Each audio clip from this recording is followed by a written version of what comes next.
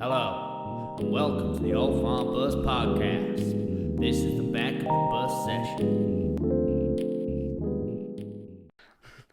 Hello and welcome to the Old Farm Bus Back of the Bus Sessions podcast. We are back. I'm absolutely buzzing to be back. It's been months and months and months. And who better to be back with than our mate, Polarbear? Good afternoon. Oh, dude. How are we doing, mate? Give me some skin. I'm good. Thank you for having me again. Have you done one of these or two?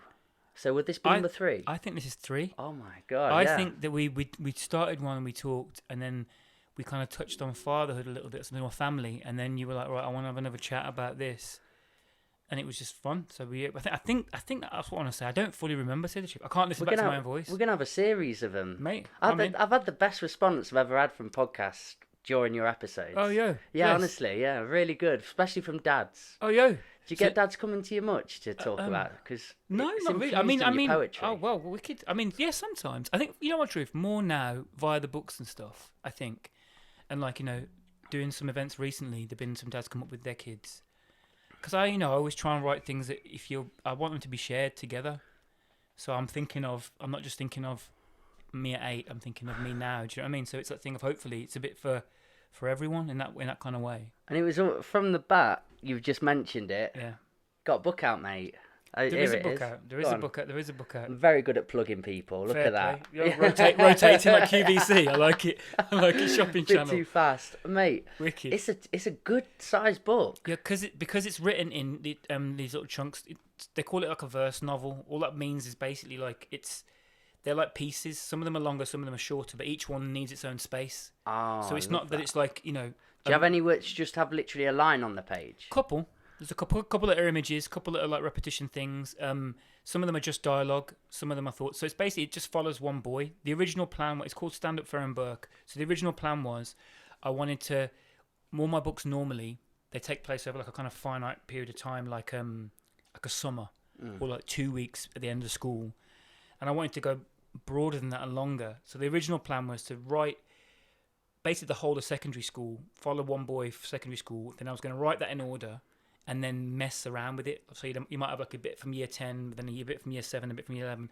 But then when I wrote it in chronological order and just stayed with him and watched like best mates become strangers in the corridor and like watch the family around him, I just kind of fell in love with him. And then was like, right, sat down with my editor and was like, I really want it to be this. I want you to kind of come with me to like 92 and just stay with the person and feel like you know him by the end and basically make a mate, hopefully. In this character and his family, what he's going through, I couldn't be happier, mate. Seriously, genuinely chuffed. Is that something you'd like to bring visual life? Would you see that being represented into a film in some way? Yeah, for sure. I mean, I think it's they're all. I'm sure we've talked about this before, but like all of the things, it's all filmic in my head. Yeah. I'm picturing it all, and this is like, I mean, even the cover there. That's a photo from my mate's flat. Looking back into Birmingham city centre from where we used to, when I came out of uni and we were just like building sites and making music and didn't have a clue what we were doing. That's our view. I'd wake up, sleeping on his floor. You got that on t-shirts, haven't you? They made me a t-shirt, bless them, because I don't drink. You get a book done by a publisher, yeah. And when the book comes out, they like send you a gift or something. I don't drink champagne or anything like that. And bless them, my editor Gabby sent me a t-shirt with the photo on it. Mate, that's... one of them old school. Isn't them old school like nylon-y like. Yeah. The old marble t-shirts. I'm roasted in this, but that one's like another level. So, can you talk about that character then? Yeah. Talk about the young boy. Well, it's very close to home. It's like he's a boy called Ferran. It's in a particular area of the Midlands, just outside Brum, place in Smethwick, where I grew up. The chippy that's mentioned is my chippy. Like it's really close to home in that sense. His family are British Jamaican. There are things that I've had in all the other books that have been kind of slightly quieter, but there and present if you knew. And I just reached a point where I was like, it all feels like a celebration to me. So I was like, I want to go full out, just turn the volume up on it and just be like really, really clear about what these, so that, there's family and food and music. It's just about a boy trying to figure himself out, in the shadow of an older brother who seems to have it all figured out, and him just learning about how to find what you're kind of into, right? And how pretend. Just it's kind of my journey basically. It's the closest one to mine. I'm in all of them, but this is. Yeah. I mean, if you read this and you know me, you'll be like, bloody hell, Steve. You're like, that's. Do you know what I mean? Were there some revelations to you while writing it then? Yeah, always like discover. I mean, revelations makes it sound maybe a little bit like grand, but you're right. You're right though. It is like these discoveries. It's true. Like it's more for me. It's more for like I think I remember something, and I think I'm writing about that, and then that. Just a little detail or something that somebody said or I imagine somebody says, and the tangent you go on then that I wouldn't have got to without the first bit that becomes what's interesting. Do you know what I mean? And like that, and also that blur. I've always been fascinated with the blur between fiction and your own life, because I draw a lot from my own life, but I also blur what is true and what isn't. And I think that's what memory is, right? Memory is fiction to me anyway. It's like you can't be completely factual about a memory because everything that's happened since and your own emotions paint it and taint it and colour it. And just to play with that. And to me, what boils down to is like, why are you doing it? And because it was so clear for me that this was literally like, it's just, like I say, a celebration of how lucky I feel now. At the time, things that felt like struggle or things that I was kind of not sure how to navigate or was pretending not to or pretending to do or pretending to be into or not, all that stuff that led me to a place where I feel quite cool about myself. I want to celebrate what that was that kind of felt me. And it's about becoming really quite simple. Like he finds, without giving too much away, like it's not like a plot mystery type thing. It's more just he finds himself through the simple things that I stand by today in terms of what matters and how you find your people. This is going to be part of my new routine. I'm getting into routines a lot now. Okay. But reading is massively into it. I'm like going to finding a slot of time, like 20 minutes at least in the morning and at night. So I'm going to try and do at least. Well, you'll like this 20 minutes. Well, the thing is because it's some of them, a lot of them are just one page, and the idea for me was you just read one and dip out. Yeah. You might come back. You might not. You can read it backwards. Okay, I mean, not literally, because but in my mind, there's a version of it where you could just flip the order of these pieces. Is that like a Nas song's done that way? Yeah, Does it play it backwards? Yeah. There's a bunch of them, Yeah, for me, it was more because it was. I would just love the idea of. I just want you to watch somebody change, and figure some stuff out, and you can. Well, there's Kierkegaard. There's a philosopher called Kierkegaard who says that life can only be understood backwards, but it must be lived forwards. Right? And it's that thing, that mix of whatever we learn from what we've done affects now, but then now becomes the past anyway. So it's a constant thing. Yeah. And so it's so lucky to be able to try and grasp a chunk of time, and then to go, right, you know what? Let me try and get a vibe and a sense of 5 years. Is he sort of saying that hindsight's quite a powerful, like when you get here you can understand it, you have to live it that way to see where you've come from, but you have to go through, but you can't go back there, so so it's done, it's already done, you know. But yeah. I think it's that thing of, because hindsight can also, it can be a bully, right? It can tell you that you should have known something, or that like, oh, you make you feel stupid. But I think for me it's like I say, it's more just going, I miss it on one level, that time, you know. And I think when I was in it, I was just figuring stuff out, and you know, nothing before its time. Sometimes there's a period of time when I was thinking, oh, I wish I'd been a little bit more honest with myself and acted on that at that time. Maybe I'd have like made the most of things more. But you can't. Yeah. You can't force those things, right? You got to learn by doing, and I think it's so that's what it is. It's a celebration of that, hopefully in a way that feels like you get to know someone in the family. And also, what's lovely is, to me anyway, it's just about the whole family. You know, he's there, and then they put it on the shelf for YA and all that stuff. I'm beyond giving a toss about any of that, to be honest. Okay. It's like, it's more just, this is whoever could pick that up. I mean, I wouldn't give it an 8-year-old, because you know the tone changes quite a lot. You know, it's like, man, very different person when you're 11 to when you're 15, 16, and what you're around and what is in your mouth and what you're thinking about, and it goes that way. Like it's the tone shifts, and each year has like a soundtrack. It's it works, man. Do you feel you can quite strongly get into the shoes of what your 13, 14-year-old self was feeling at that time? Yeah, for sure. I think but I've been doing it for 20 Yeah. years, that very same thing. Do you know what I mean? Like it sounds so self-obsessed, but it's that thing of I've been processing and contemplating and just taking stock so much in all my work, partly because that's the only thing I felt like I feel all right owning. Do you know what I mean? Like my work never goes out and tells you what the world is. No. I can always tell you what because like the life I've kind of navigated is one of, I am close to lots of things and I am part to lots of things, but I'm like in between a series of Venn diagrams. Do you know what I mean? Which when you're a teenager is kind of problematic because you don't know who you are and what to place yourself, and then you reach a point. Like I've reached a point now later on where it's like, that's amazing that I'm aware of this. That I could be sat on a veranda, in Kingston, and I'm completely, this feels right, and like, or I could be, giving a talk at, I don't know, somewhere in Uxbridge or whatever, and I'm like, that feels right for now. I'm not one thing. Yeah. And I don't do one thing. And forever, man, it felt like I was supposed to be like, just find out what's your thing then? Who are you? And it's like, no, I'm all this, mate. I'm all of it. I'm every single bit of it, and you can deal with it, or you can.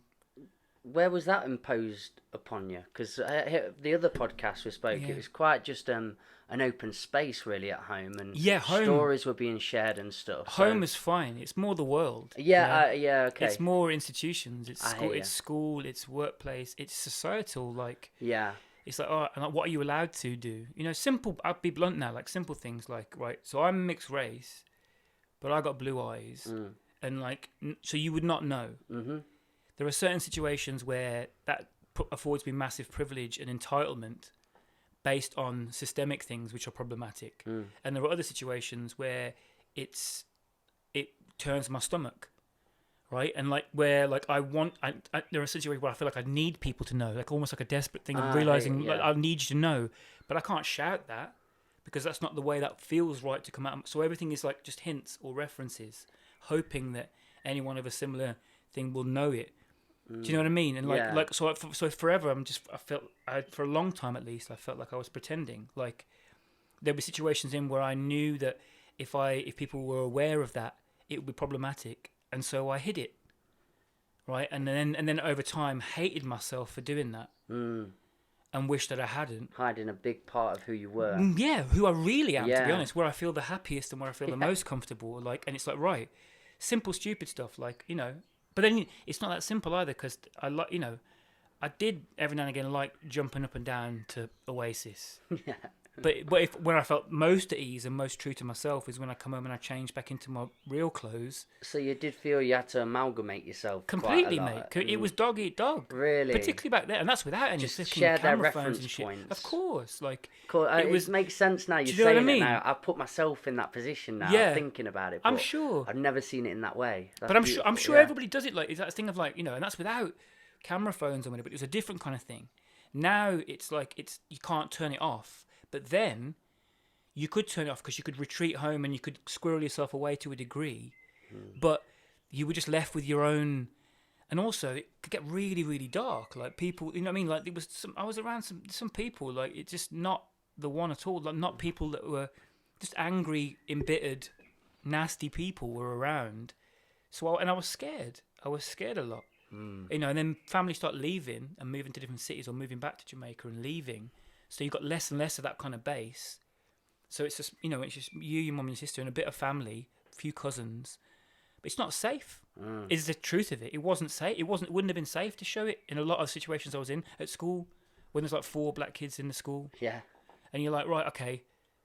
Then my cousins come and join the school, and it kind of changed. But by then, so people are baffled by the fact that my cousin Simon is here and he's black. But he's your cousin. Yeah, I get you. You've never, do you know what I mean? And then that's landing with me, and me feeling like, feeling so rotten that I hadn't been like shouting it from the rooftops proudly. That you kind of make these kind of resolutions with yourself. It's like, right, if you know, you'll know from now on. But then it's just navigating how loud that is and how quiet that is, because I also know that it's because of the privileges I'm afforded because of that. It's not a voice I don't want to hear that voice shouting. How much of that introspection comes out in this book into exactly what you're talking about there. Hopefully loads, but in a way that is which is through the story and through you kind of investing in these moments rather than anybody telling you that that's what's going on. If you know what I mean? Yeah. Do you know what I mean? Like my whole thing is, it's just like, right, I just want you to spend time with someone, hopefully connect with them and care what happens to them, like them, laugh with them, get upset with them. But it's like, it's all just there, but it feels like I say, it's coming through being angry about that kind of stuff and landing on a place of just wanting to celebrate it and feeling complete pride. The way that I've chosen to do it now is it's through story. So my stories are all, there's a reason why all my stories are set where they're set and where they involve the mix of characters and people who they do and will always do, to a degree at least. And it's like, whatever form that is in film, it's all just imbued with the stuff that I know I can vouch for. And really, it just so happens that, you know, there's more and more coming in terms of these kind of mix of things being represented, but they're still nowhere near as much as there could be or should be in a place where I live, in the second biggest city in the country. And it's like, the amount of stuff we brought to culture, there should be more of it. Or it's coming more and more and more. But my voice in that is not one at a megaphone at the front of the carnival. Is that what you prefer in a good story, is where it's suggestive and it doesn't have too much of an overt, this is what it is, this is what I'm telling you? I want things to make sense, but I want there to be a weight or layers to things whereby you can enjoy it for what it is. But if you like just go underneath the surface a little bit, or you spend a little time, or you talk to somebody about this, it's all just kind of there, like little hints of things that then come back, or, you know, a song that's referenced here, a lyric in that song that isn't the main lyric will get said by somebody like 6 months later. It's that thing of like not wanting to be kind of clever, but nerdy. Yeah. But in that way where it's like it's for a purpose. It's communicating care, basically. I think it's like attention to detail. Not being show-offy by Hopefully it. not. Yeah. Hopefully not. It's like, right. Just means something to me, and maybe that may to you. Exactly. And like, I will go in, but I'm not telling you that you have to like know every reference of everything else. Yeah. I just want this person to feel real to you and matter. And then if you take any time, you go, oh, bloody hell, okay, that, oh, shit, and that means, then wicked. But, like, that's up to you. I hear you. I know, I only do that because that's what I do. Like, I love that stuff. I'm really genuinely buzzing for this. So, no, wicked. It's a chunky one. Yeah. Really chunky. How long did it take to collate all this together and get it in the right order? Oh, yeah, so because I wrote it chronologically, there was much more to it. There was like 10,000 more words. So I don't know what I think that would have been. Wow, yeah. But it's like, and then we just, you know, the journey of year 7 to year 11, when it feels like you figure it, if each year comes with like a little kind of heading of what that year means, like year 7 is like, year 7, you know, the year when nobody tells you anything, so you're always the last to know. Or year 8 is when you start to realise a bunch of people are probably full of shit, or like, do you know what I mean? And you're like, and there is a kind of framing for each year. And once I kind of landed on those, it kind of helped me kind of whittle things down. So about, you know, year and a half.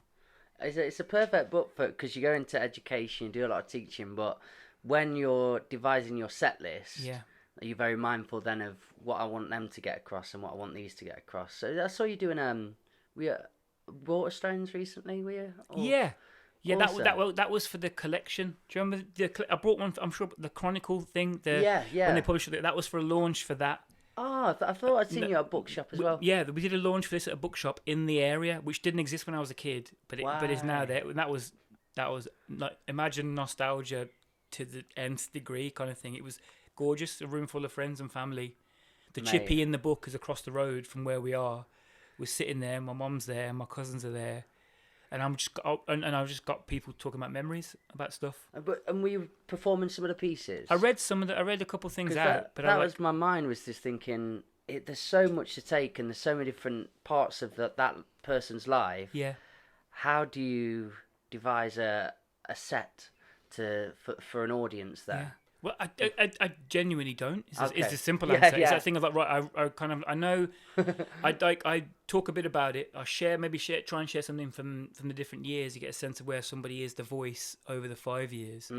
But then, I wouldn't kind of craft it because I'd want to see who's in the room and stuff. You'd know, I'd read one bit and go, oh, this makes me think of that. And, you know, depending on who's in the room, some of it's not appropriate, some of it is appropriate, whatever else. It just depends. But, because the rooms you're in, there's so many different ages. Yeah, I know, man. Old It's a funny ages, one. like kids. It's a funny one. It's gorgeous. Yeah. And that's how I love it. But it does mean, and also as well, my relationship to what performing is very, very different now as well. So it's, the more conversational it feels, the better for me. The less it's like, here's the geezer doing his thing, everybody clap at the end. That's just not, doesn't really get my, it doesn't get Cogs me, turning, not at all, whatever. man. Not at all. And that's the best one. I had a rubbish one in my, What did you have? I can't remember, mate. It's not, I'm not saying it My out loud. bows tied. Exactly. Well, I'd love to talk about that transition a little bit. wicked. Well, when did that happen? Did you actually? Is there an anecdotal moment of a gig that you walked from and thought, Dude, do you want the not truth? the same? You want the truth? Yeah. All of them. Really? Yeah. It's never been my thing. Okay. It's never been my thing. Even from that video of Jessica that Dude, that was the first time I ever performed that thing. If I'd known she'd been filming, I probably would have been thrown off completely. That was Danny. Yeah. Wow. Do you know what I mean? Like, it's not. Fine. Yeah. And don't get me wrong. You know what it's like. You stand on stage and people are listening to you. Yep. It's a lovely feeling. And you come off feeling and you're buzzing. But it wasn't like, I would buzz more from the chat after. I get you. Do you know what I mean? This felt like a That's what I means. miss, yeah. The thing of me speaking felt like it was just something to trigger a conversation. To be Like having a cool tattoo. That was gorgeous, I guess so, to a degree. And it's just like, right, boom, that was fun. And like, I enjoy performing because it's an immediate thing, right? And I can say that's a very privileged position to be in. It's a powerful position to be in. I can get up and it's on me now. I love that bit of it. Like, especially when you rock up to a place and people were not expecting it to happen at all. Yeah. I love them ones. Don't get me wrong, before I'd be like, this is a bad idea, this is a bad idea. But they were always the ones you'd get up and start doing it, and you'd feel a room go, what's this then? And some people go, oh, no, whatever. And then people go, yo, what's this? And they start leaning in, and you're like, right, that feels lovely, because that's quite empowering. But I only ever performed where I was asked to perform. I never once performed longer than I was asked to perform for. And I happily didn't perform at times when someone had to be sacrificed, or was anyone up for it? I hear you. I would happily not do it. Do you know what I mean? Yeah. It was the quickest way, and it was the way that made the most sense and the most direct way to share these things. But so as soon as I started writing things that felt like had more people involved, collaborative theatre stuff, or writing to hand over, I was like, oh, this is much more fun. And is that what this is then, more so? Cause Completely. This is meant to be read. This will, at some point, I'll hopefully record the audio of it, me speaking it. I'd love but it's that. not for gigs in that sense. But to be fair, I would rather go to a gig with that and share from that than I would just stand up and speak spoken word pieces from like nearly 20 years ago now. So how does that, because I know you are still performing now, you've got a couple of gigs booked in and stuff, haven't you? If you want to plug any of those, you're more than welcome. No, I mean, just things that I agreed to do like a while ago. Yeah, and then don't want to let people down. So what I do now, I love your honesty, I had man. one, This is where I'm at. Well, I had one the other day in Leeds. Yep. Which is just weird in itself, because that's weird. Leeds is where I went to college, it was, very odd experience. A lovely room full of people, lovely tub thumping, nymphs and thugs. Yeah, yeah. Right. Maria, Awesome people, yeah, really lovely people. And Maria, who I came through with the Roundhouse group when I was teaching at the Roundhouse. So that's cool. why I knew. So I mean, and they got a kid now. And anyway, little Rory. But and that's fine. But what I did there was I did a weird mix of speaking a bit of old stuff, read from that, and then just chatted. And I would never have done that. I was always the geezer who would get up. I would get up and just I'm doing this piece, and I'd always have one piece planned. And then depending on what that felt like when I spoke it, my brain would go, I'll do this one. I knew I had to do 3 or 4 in a set, or maybe 5, whatever. So you got 20 minutes, maybe half an hour. Exactly. And I know, and I'm thinking, I know what, I thought myself I was gonna finish with that one, but no, actually, I think I'm gonna do it now. It feels right to do it now. And then as I'm speaking that one, after that finishes, I'm going, right, okay. Oh, I got this one. Or one pops into your head that I hadn't thought about for a while. I'll do it. That's what it feels like. Speak it. I didn't really enjoy speaking that. Okay. And then do you know what I mean? That was fun. But this is different. This was I was trying to make it as conversational as possible. Probably to my detriment, in the sense of people have come to a night just for spoken word stuff. And here's this geezer on stage now asking us questions about, childhood carpets and stuff, right? And they go, just speak a poem, will you? And I'm like, no, because it's not. I'd rather chat, and like I'll let you know that I can do it, but I'm just not that interested, man. And that is genuinely quite a new part of what you're willing to do now. So before you would try and devise a set through still just picking out different poems that felt right, but you've completely just decided that still doesn't feel right to me. I really want it to be a conversational, interactive kind of situation. No, for sure. And like, I'm not really getting booked for strictly spoken word sets anyway. Do you know what I mean? So it's like, it's fine, and like I don't want to be. Do you know what I mean? Yeah. So it's I'd just rather be in a room having a chat, and then I view the work or the stories as a means to do stuff with them, or to use them to spark stuff, or to do them, or do you know what I mean? Like get other people doing stuff, or even just chat about things that they make us think, rather than them being the be all and end all of it. Do you know what I mean? I like do. It's just a different place. This is a good place to get to, well, isn't it? I don't. It feels right to me. It feels right at the minute, and like I say, I'm lucky. Like I'm. There's ideas waiting now, and kind of trying to run to the front of the brain about what's next, and now my brain's going. You know what? I'm very lucky. This is we went to that. No, there's a book come out since this actually for youngers. I wrote one for. Do you write every day? When I'm writing, I write every day. I hear you. Do you know what I mean? Like of course. at the minute, no. Although a lot of writing for me is the walking, and a lot of it's in my head. Do you know what I mean? Like Are you a fan of notes? Do you really smash notes on your phone? No, I don't. No? But though, when I remember the first time we chatted, Yeah. you were the first person I'd ever sent a WhatsApp voice No note way. to. So I remember getting proper into that. Do you know what I mean? Like recording my own little. I'd record other people, but I didn't really record what you were saying. Yeah, and I would do that. But to be honest, the easiest way for me is just to walk with it, or to cook with it, and just to maybe I'll speak it out loud, or maybe I'll just keep it in my head. Like it might be a certain character I'm building, or a certain scene I can imagine. So a lot of it is like that, and then I might sit down and then write that down when it feels like it's something. But then once I start, I'm writing relentlessly, because I know that like 10% of it is going to be actually the stuff that gets used. And it's probably hard to say, but do you get more of a buzz from the process where you're in it and you're just thinking of the imagination and where it could go? Or is it the end product that you look back at and you can read through and start to feel it? Oh, man. I think it depends on what stage you're at. Do you know what I mean? Like while you're in it, it feels amazing. Then it reaches a point where it's becomes so big, and it feels like you're trying to like steer a juggernaut, because there's so much of it. And because I'm not very good at writing a one full draft and then coming back to it, I comb through it every single time. So every time when I sit down, I'm going through everything, because I want to feel the music of how long this scene will be, the next scene, or how to contrast that. Do you know what I mean? So it's like, and I'm still not very good at planning. I plan more than I would have done, in a sense of, if there's something that I know that I want to happen at a certain point, or a scene I like the idea of, I'll write that down now and put it on like a card or something. But I never used to do that at all. I wanted just to follow it and see where it ended up. I love that. So then if you ask me 3/4 of the way through, I'll be like, I can't just wait for this to be done, and then I can have it and then look back on it. And then when it's done, you take that bit of time, because these things take ages to kind of like come to life. Do you know what I mean? So like by the time it comes and you get sent one, it's a whole new magic to itself. It's like, oh my God, I did this. And it feels like somebody else. And you start reading it, go, oh yeah. And then your brain goes, oh, I think I'll probably change that bit. Or like, I might be reading it out loud and just change it as I'm speaking it. And no one will ever know. Like, only like a little line or something, but no one will ever know that. Or it feels amazing, man. A thing to touch feels amazing, because that's tangible. But it definitely doesn't feel like the be all and end all of it. You know what I mean? Like, and like, depending on who I talk to, I wouldn't say that, because I don't want to sound ungrateful or whatever else. But it's like, if we have a conversation about an idea based on a performance that I've done that doesn't exist anywhere, just in my mouth and your head now, that to me is as valuable or as valid as you taking that. Do you know what I mean? So it's that weird thing of like, plenty of the people that I love and care about the most don't read on a regular basis, at least anyway.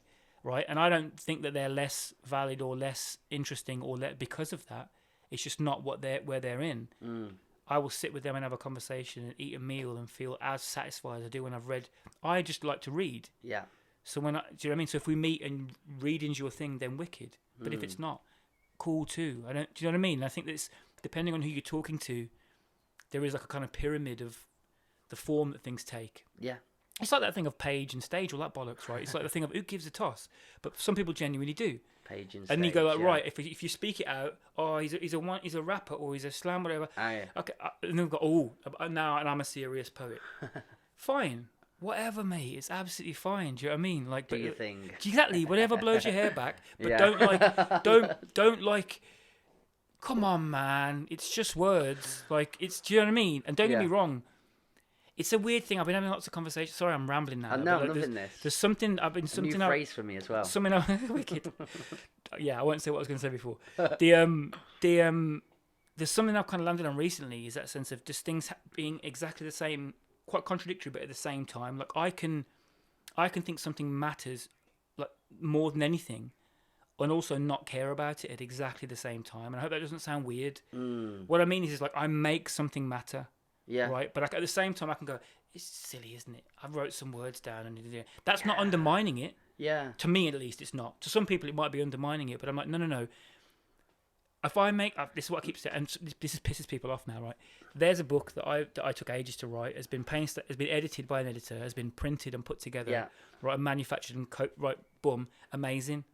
The sandwich I made yesterday, dude, that had that was a work of art in my opinion. If that was there on the table and you went to me, which one's more important? I wouldn't be able to choose. I know it's like. Do you know what I mean? I honestly, on the way. Does that sound dumb though? No, mate, I'm with you. Even on the way to picking you up today, I just didn't have any music on. But I've been working on new music again recently, and I'm really enjoying it. And I've still got stuff of yours to listen to. Oh, properly. mate, well, I'll it's send sat you this. There, man. I sent you the wrong one. I sent you one without. Oh, you told me. The end That's why on. I knew there was a reason why I'd left it. Yeah. You said right. Don't listen to that one. I was waiting for a chunk of time. Do you know what I mean? Like, I'll send you a few bits over. But this one of recent again, I just love writing about Ella. I love writing about Phoebe now together, and I was just trying to seal off that moment of time from Phoebe being born, showing it to Ella, and that feeling we all had in that room together, the anticipation, the excitement and the terror all at once. Yep. And I feel I'd made a song that did capture that for me, and I'm really proud of it. But then I got it sent through today, and I just saw the file, and it's just looking at a file. Yeah. Do you know what I mean? And all that feeling that had gone into it, the day or the weeks spending it writing it, how did I feel trying to process it, then getting it onto Logic and working it all out and finding the levels even, and everything that had gone into it, and it just so much energy and time, and it was visually in front of me as a file, just this MP3, and I could have deleted it like that, and everything's gone in a second too, but that moment. So what you were just describing to me there, I was really feeling in what I've gone through in that moment of there's a book or a file. It's just placed of a moment at a time. Yeah. It's memories, isn't it? Complete. And and if you're lucky, what it is, they're windows, right? They're windows to an emotion or a moment. And if you go in through the pages, or you click play, or even if you just look at that and the name of it, and your brain goes, "That's the juice." That is the juice. Do you know what I mean? I think, and it's like, right, okay, for us in this moment, that makes sense. I say this in another conversation, like, what are you talking about? Give me the book and shut up. Let me read it. Let me press it. I'm not supposed to play it now. What am I supposed to do? Listen to it like.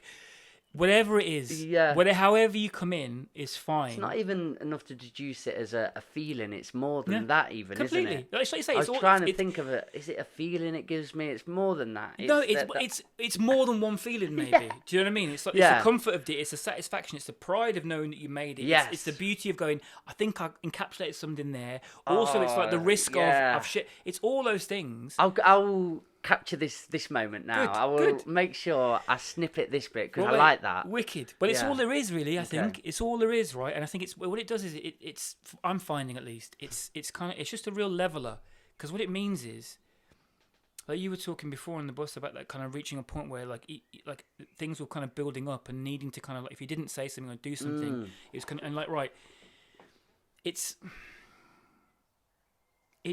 will just carry on. I said I went to Leeds the other day, right? I haven't been there for a long time, and I purposely got an earlier train to like, I'll be wicked. I'll go into town. I'll be like nostalgic. I'll walk past where we've places to go. I love it. I got off a train, and the second I came out the station, I went, nah, this feels weird. Didn't like it at all. Went straight to the hotel, Premier Inn, and just sat there going, fuck, shit, well, I've got hours now. What am I going to do? What am I going to do? Come on, stop being so stupid. Get out and walk through the uni. Walk back to where you used to live. And I'm like, yeah, I will. And all the time I'm walking, I'm like, just sweating and feeling like this doesn't feel right at all. And it's like, then you start processing stuff and you go like, right, it wasn't, I didn't enjoy my time there, but if you'd asked me last week before I went to the gig, I would have said it was amazing. I left home, but I didn't really. Yeah. So there's like, what I'm saying is, or maybe it's both. Maybe I really, really did, but then when I look back now as who I am now, or what that was, I wasn't really enjoying it. But at the time, it felt like carnival and. Do you know what I mean? It's everything is just possibly both. Oh yeah. All the time. Yeah, same with what we were saying then when I felt this grandiose, beautiful, encapsulating a moment. Yeah. But also, in the click of a button, it could be all deleted. Yeah. And it's not that doesn't matter, any of that, but it also doesn't. Yeah, completely, exactly. And maybe it's, you can obviously you can, especially when there's two of us, we can overanalyze this shit for forever. It, though, but there's something about potential, right? Like, there's got to be other weird people listening to this, aren't there? I guess so. Hello, if you're listening, welcome. Like, but it's that thing of like, so I'm now. So it's Father's Day, wasn't it, the other day? Yeah. Right. And you kind of go right, which genuinely doesn't mean very much to me at all, but does at the same time in a sense that it makes me think about stuff I don't normally think about. Like I'm past the point now. So our oldest is now older than I was when my dad bounced. So since he's been in my life, so it's this, which can mean nothing, or if you think about it, you go, okay, that's a bit weird. So it's like it's new territory for me now, in terms of that dynamic between father and son. Yeah, we're in territory that I never experienced from his side, because by the time I was his age, it was just me, my mum, and my sister. So it's like, I don't know what it's like now to navigate a father from this age onwards, because that he's doing now. Do you know what I mean? Yeah. So it's like, right, but within that is that sense of, okay, right. So I know that my dad was younger than I am now when he decided, nah, and just left. Yeah. So you're like, right. So I have that in me. I have the potential to wake up one day and go, nah, and just walk away from this. And you're like, right, I don't feel like I want to do that or would do it, but I have to know that I have the potential to do it. And you're like, right, okay, what's that then? Are you now just setting yourself up to feel like you're the world's best dad for sticking around or whatever? No, it's just that potential, and potential has to work in every direction, I think. If you're capable of doing amazing things, you're capable of doing things that aren't great. Evil things. Yeah, man. And if you and to embrace that and go, look, it could go either way at any point. Cool. And when you do, it kind of, I've found, it's kind of like something kind of washes over you and going, look, whether it's nonsense, us just being this tiny speck floating through space, I'm going to put my stake, I'm going to put all my chips on the fact that it's about choice. Because I live in a situation and in a society whereby I'm beholden to money and the powers that be, but within that, on my daily, I'm very fortunate enough to feel like I have some sort of agency, whether that's true or not. I feel like I do. Okay, cool. I'm going to go in with, I'm choosing stuff. It's not a soulmate thing. I chose that I want to be with you. If you've chosen you want to be with me, wicked, let's stay together as long as we choose to be together. Boom. It's not like my destiny to be this. I'm choosing to do this, and then this is happening because of that, and I'm going to carry on if I choose to. But I have to know at any point, I might choose not to, and I find that really, really liberating. There's a bit like, have you heard Carl Jung's shadow work? Yeah. It's got that element to it. For true, man. I think what he's complete. And I paddled in a lot of stuff. Yeah, same. Paddled in a lot of philosophy, like dip a little bit into like in Nietzsche stuff, and you go right, and a bit of Buddhism. Fall asleep, listen to Alan Watts or whatever. Right? Of course, I know you do. And it's like, and you glean what you want. And I think, fuck, you're allowed to, man. Yeah, you're allowed to. Yeah. I'm not sitting down going, I know what is. I'm just telling you how I feel. And when I feel to intellectualize any of these things, or run with it, this is what I cherry pick, and it makes me feel good. And I'm staying with it, man. It works for me. Yeah, I think when I try and pretend that I don't have those traits, I'm not that guy. It's where it represses it for me, and it starts to showcase itself Completely. when I'm not expecting it. Yeah. So I think we need to understand all that. I had a real moment and a story where that came true. When? There was I was in South Africa. Yeah. I was living there, and I don't know if I've ever told you that story. Is this With the statues. No, you haven't told the Okay, story. it's really cool. Go on.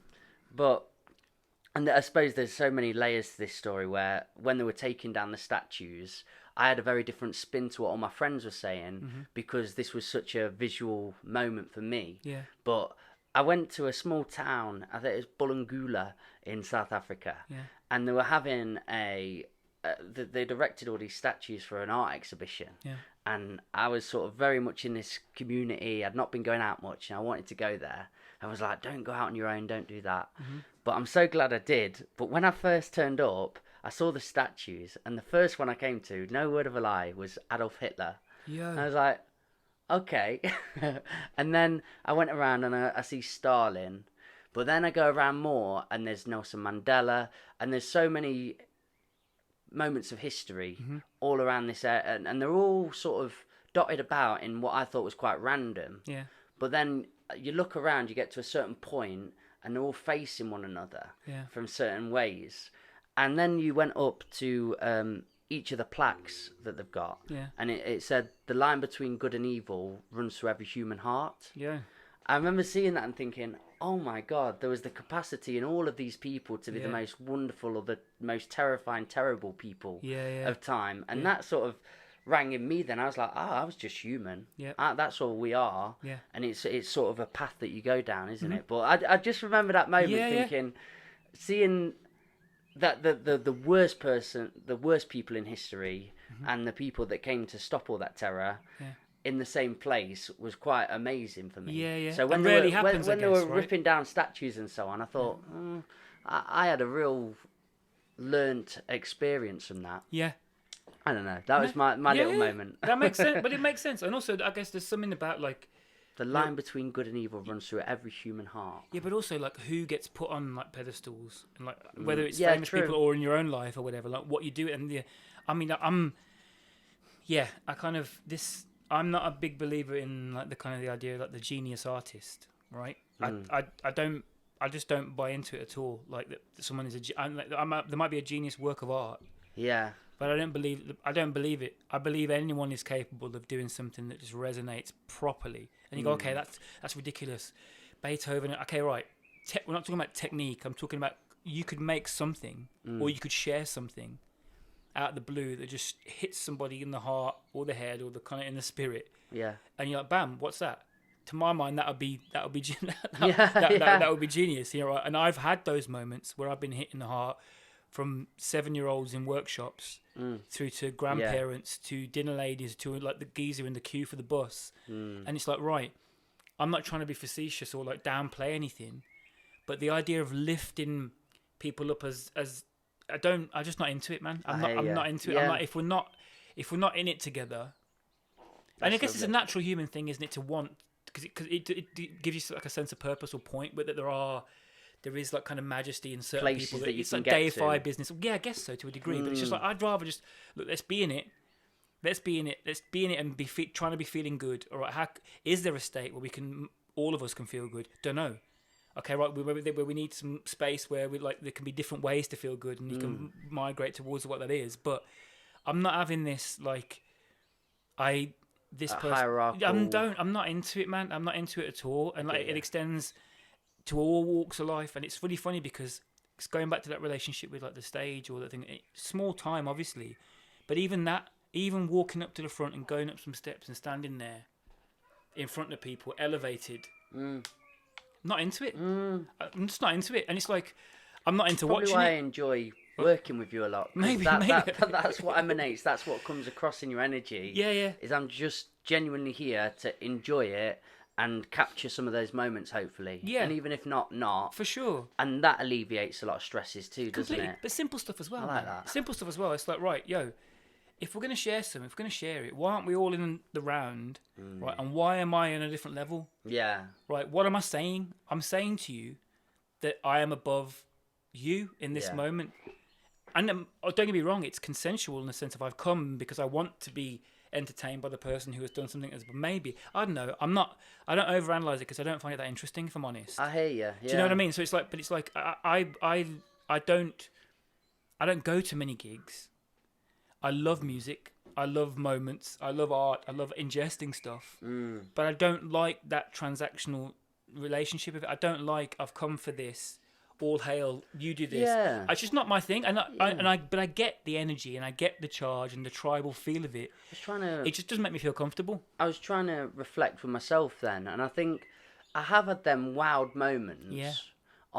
Being even here and seeing an artist do their thing to its full entirety and capacity. But then, I must admit, I have walked home and gone, oh, damn it, I wished I could have done that. Yeah, or I wished I was that. Well, I think it's context as well, right?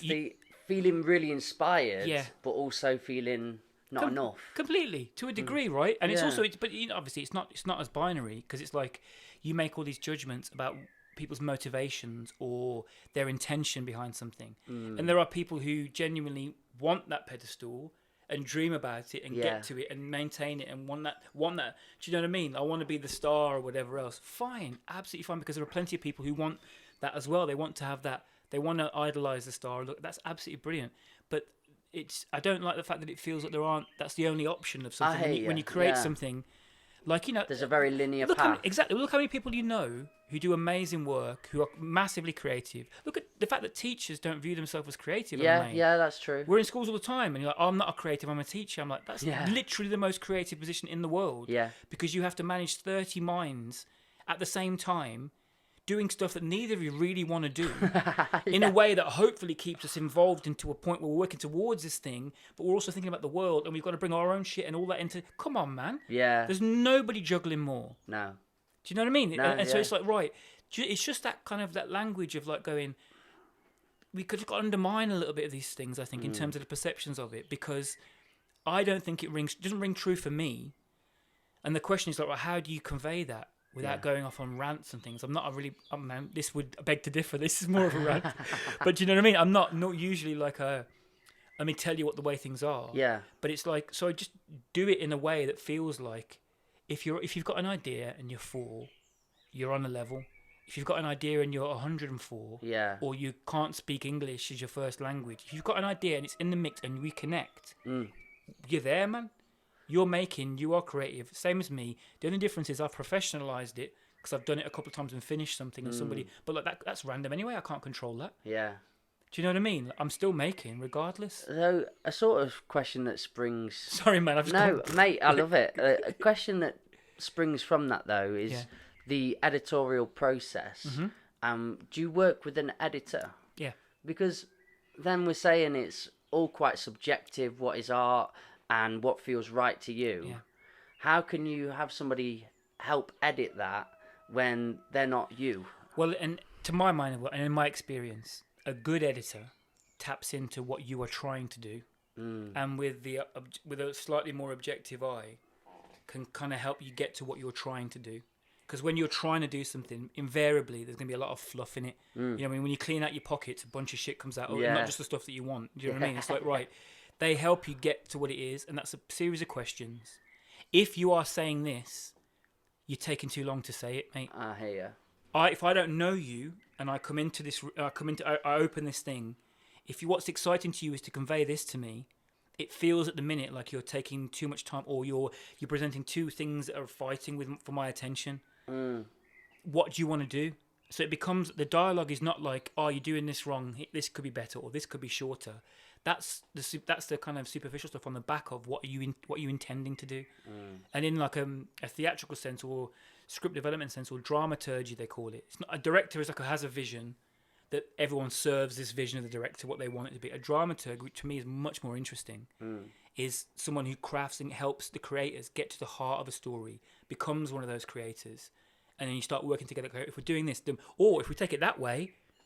Wasn't the intention, but if you go that way, it becomes this. Is that interesting? And then you go with that. Do you see what I mean? Like, so I knew that when it became clear to me that I knew that I wanted to follow someone over this much time. That I knew that year 7 felt kind of confusing, but also it didn't feel like a lot dramatically happened. You were just kind of trying to find your feet. right? Year 8, it ramps up a little bit. But then if my brother's in his last year, it's all about him. Then he leaves, and year 9 suddenly becomes this thing, and then year 10, all these things start happening. I'm bloody hell, like, why have I got a hard on? Like, just one. Do you know what I mean? It's all them things. It's like, right, I want it to be like that. So my editor Gabby, when she got a sense of what that was, she's like, right, if that's what you want, you're doing that, but you're overdoing it now. Year 7 is taking ages. I hear you. Yeah. Right, Okay. year 7, and like it's taken so much where it feels like you've said you've given me that feeling already. If you've given me that feeling, let's move on. Do you know what I mean? If you want to sit in that feeling, tell me why you want to sit in that feeling for this. And I'm like, I just like that scene. No, I really want that bit where why? Okay, but what's that giving you that hasn't already been given you in earlier on or with this bit? Ooh, if you combine those two things together, it gives you a little hint of those two things, which then when you come back to this person later on, or there's an echo of this scene with this kind of dialogue, authority figure in like a year later, look what happens. You hint at something, keeps it moving forward momentum wise, and then when you get this, it feels like shit. You feel like I've discovered something because you remember that still. Do you know what I mean? Yeah. And it's that. So it's musical. I love that. Right? It's music. It's all music, isn't it? Right? I think it's what's the thing? All the art, it aspires to be music, and it's that's the when to stop, It's Alan when Wattsy, isn't it? yeah, when to hold the note, when to cut it, when to become like polyphonic and go nuts, and when to have silence, and like that gorgeousness of it. If you're lucky, I've had experiences with people who don't fully get I was it. gonna say, if you had where it's more like a tennis match and you're serving aces at each other. Not so much. I've heard stories of that, but I'm like what's the word? I'm kind of like when I'm confident, I'm confident. Do you know what I mean? And like if I don't feel like we're hitting or it's really kind of, I'll just swerve it and just do what I need to do to get through. But I'm not very good at being told what to do. Yeah. Unless it's come in the form of like, right, mate, this is, if you're wanting to do this, show me. I don't believe you. Or like, you can hit me with things like that. Like, I don't believe that. That's just, you've not said anything there. And I suppose in a book where you're really trying to educate or put forward something, it would be different. There's a back and forth and it could be quite friction. Yeah, but where you're doing something which is beauty and maybe create a few feelings and so on. Yeah, I think it's all about a lot of it's about entertain. Yeah, all of those, and the tricky thing is it's all of those things at once. Again. Sometimes, do you know what I mean? Like, and in essence, it's an industry. Yeah. So these dialogues, these relationships, they're born of business as well. Yeah. So the person who's editing you is thinking about who they're going to try and sell this to, pitch it to. So they want clarity of what that is. So interesting. And what that means usually is what's this issue, front and center, hook. Like, let people know, hook them, keep them, page turner, I couldn't put it down, all that stuff. It makes me want to vomit, right? Because it's not, I don't want that. I get you, yeah. I don't want a book to tell me that I can't put it down. Mate, if you try and tell me you can't, someone put down a book, I will throw the book out the window. Yeah.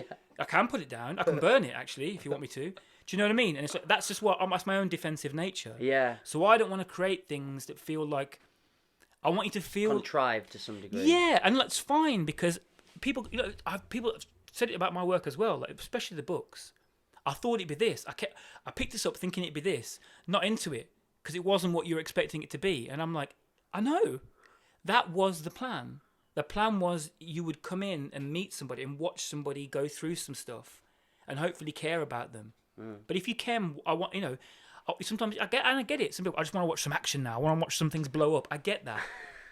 But there's plenty of that stuff. Yeah. Do you know what I mean? Yeah. And I find that really not interesting. what that is. I find it really interesting. It's like, it's not my flavor. My flavor is not to tell you this is a book about this. My flavor is to write about people that feel real, and then one person feels, it's about family.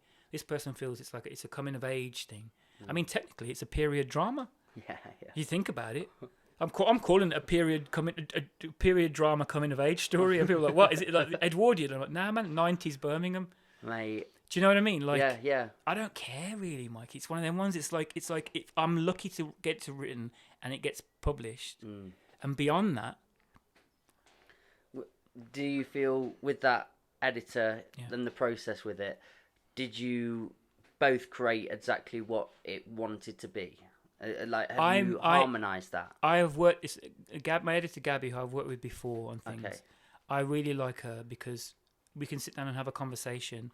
She gets what I mean. We're from very different places, but it's like that's what I get what I mean. And if I can justify it, and I do, and I can convey things that feel like they have emotion in them and they matter, and are well crafted and visual and feel alive, she's happy to follow my lead, which is basically the dream scenario. Do you know what I mean? Yeah. And so with it's been super light touch with this one. It was literally like, mate, I know what you're trying to do here. You're trying to make me sit in year 7. You want me to be frustrated because year 7 was frustrating. No one's telling you, but I get it. I get it 10,000 words earlier, to tell you the truth. Okay. So literally, there were 10,000 words longer, and the majority of them were at the beginning. So it was literally like snip. Wow. Okay, now how does that feel to do? Do you know all that time? Dude, if I understand why it sounds very straight, you. like nothing at all is precious if it's about the story and it's taken away. Do you see what I mean? Yeah, it's like, right, if you go to me, look, I get what it is, you're doing it, it's working, we don't need this. I'm like, wicked then, bam. Do you know what I mean? Yeah. So it's which makes it kind of easier because it's like, right, we're serving the story, let's serve it in the best possible way. It's doing what it wants to do, and it's not twice as big as it already is. Do you know what I mean? And I mean, that feels like a big weight of stuff there in terms of you've put a lot of creativity in that. It's all to the side. There's a bunch of blank pages in the back as well for any memories that you have that you can just write down yourself. Oh, wow. Oh, I love that. Yeah. Oh, this is ace, mate. So, yeah, what I was saying, that there's a big weight from you, though, lifted there. Yeah. And that not in like a weight off my shoulders Yeah, thing, yeah. but when you put a project to the side, Yeah. for me, that's... And refresh and next. Yep. So where are we at then? What's the refreshment? Oh, my days. Like, Too early? the truth? No. Yeah. The refreshment is thinking about different mediums, thinking about the fact that I love what I do in a room, but wanting to have a thing where you could refer to. Basically, I've never documented anything. And I'm honestly regretting not documenting anything to the level at which I haven't documented anything. Not a picture, nothing I've ever done. I've been documenting other people, but my own practice and stuff, I've never done it. And I wish I had, because there are things that I know have had value and have kind of been useful for people. They don't exist anywhere, and it's like, right, I'm aware of the limited edges of the reach of these things now. If I'm not in a room with you, if I'm in a room with you, I trust myself completely.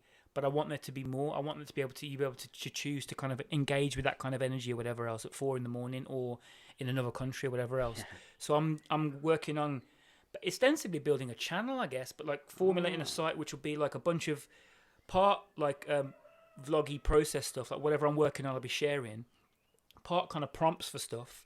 If anyone generates anything because of those prompts and sends it to me, I'll upload that in the same place alongside whatever I'm doing, and hopefully spark some sort of dialogue that way, where we can, like, you might send something in and I write something back to it or create something back to it, and we just have a kind of scrapbook that exists where you can dip in and out whenever you want. Wow. You might use this with a class or a group you're working with as a prompt, this short film that I've made, or you might just want to check in and see how I'm stuck in writer's block for 3 weeks and just moan into the camera about it. Whatever. Just it being like, just trying to get rid of. I'm actually genuinely really excited. Me about too, this. lad. Yeah. Me too. And you asking me about videography before.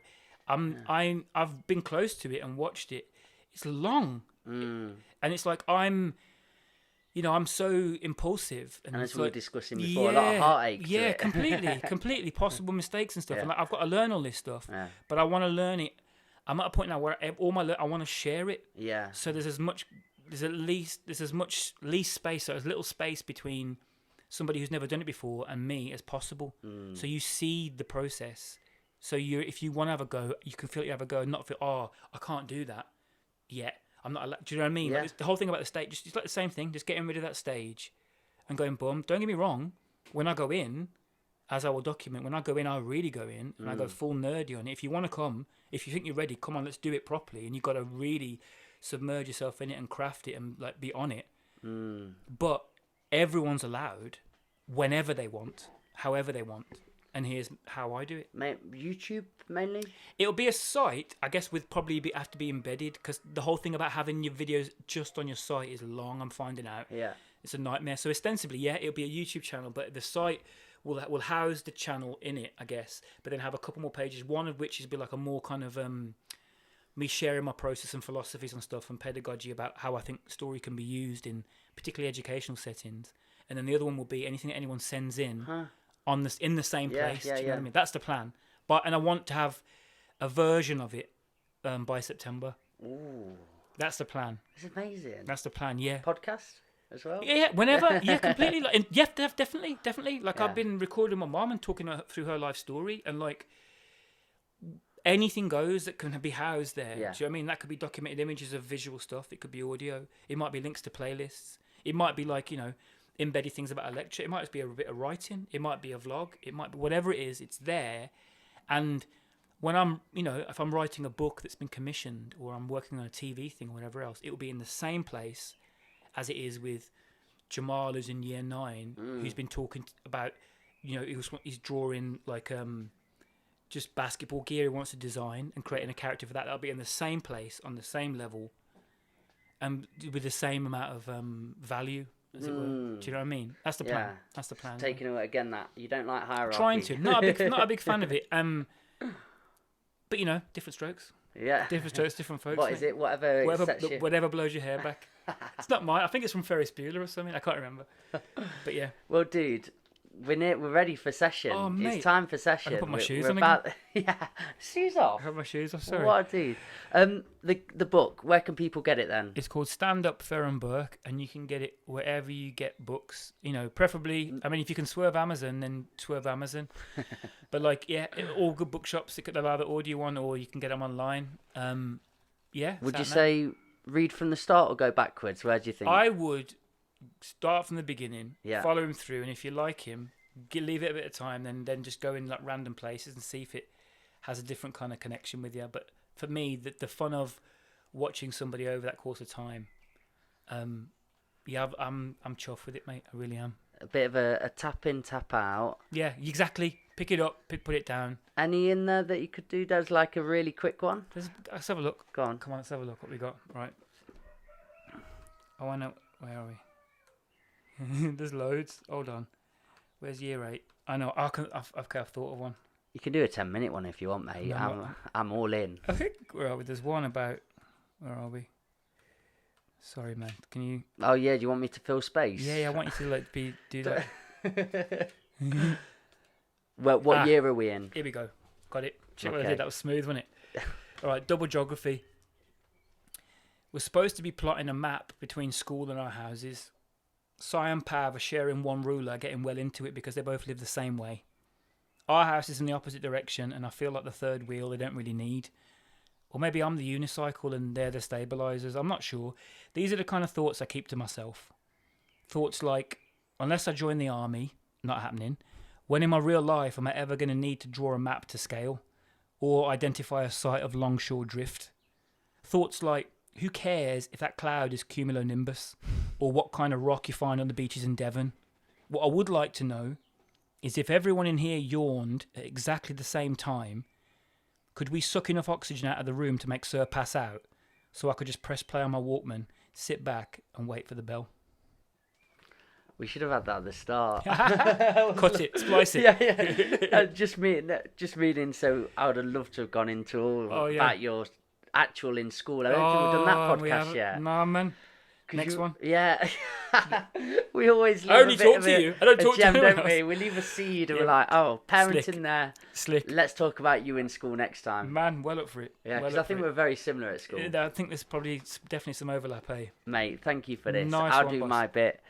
Guys, you've been a part of the Old Farm Bus, back at the bus sessions. Go and get the book. You'll love it.